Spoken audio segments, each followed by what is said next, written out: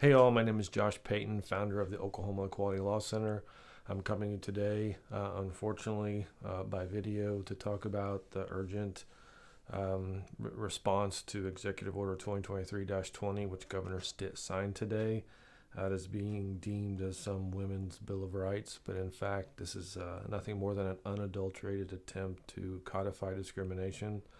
It is a direct attack against the two-spirit LGBTQ plus community, and in my opinion, it's counter to a lot of the existing laws that are already on the books in Oklahoma and also federal law. So I want to go over real quickly that yes, currently name and gender marker corrections are available. You can get a gender marker correction on your Real ID, and that is because there are regulations promulgated in 2019 that allowed for this. What this is an attempt to do is to undo those regulations, and then now that there's going to be a new Services of Oklahoma administrative agency, which will begin this fall, sometime in November, I believe, they will attempt to promulgate new rules that will, as the governor has outlined in his executive order, limit female and male to a female as someone who must have the physical, biological, reproductive system designed to produce ova, and a male has a biological reproductive system designed to fertilize the ova of a female. So what Governor Stitt is attempting to do here is to counter the best minds of best medical practices, the best minds and practices, and the best practices of mental health professionals, and is trying to, by the stroke of his pen, undo the biological reality. And for example, this doesn't even address intersex in any capacity. So this is a very poorly written executive order. It is a blatant attack. And the worst part of it is that at the beginning of it, he's talking about how August 26th is Women's Equality Day, and it's 50 years ago this month. So 50 years later, Governor Stitt has chosen to discriminate against women in a very direct and overt way. I want to go real quickly over the Real ID law. If you look at page 44 of that, it says the minimum document requirements for Real ID. And it lists about 9 different things. And number 3 on that is a person's gender.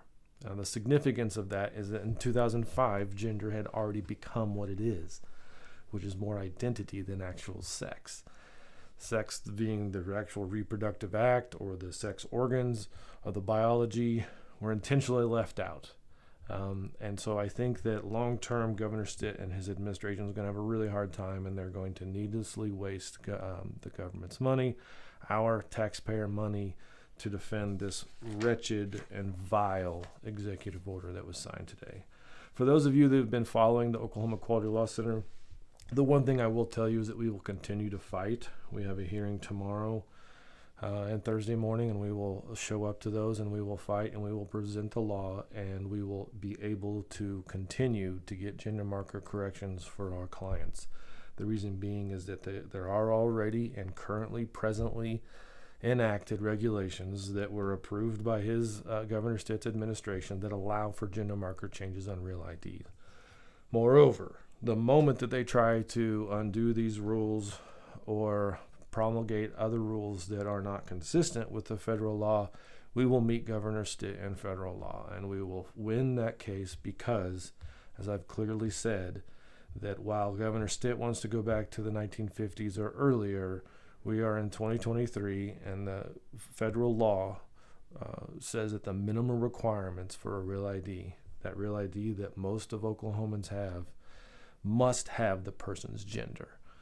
For that reason, I will continue to fight, and I believe that we will win. And the message that I want to get out to all of us, if you're an ally, you're two-spirit LGBTQ plus member of the community, what I want to say is that we are here. We will continue to fight. And if you are having any issues getting your Real ID with a gender marker correction, please let us know, because we will be there in solidarity until you have that document. All right, that's going to be it. Signing off. I wish it was under better circumstances, but I hope you all have the best day you possibly can, and remember that we're going to continue to fight, and we will ultimately win. Thank you.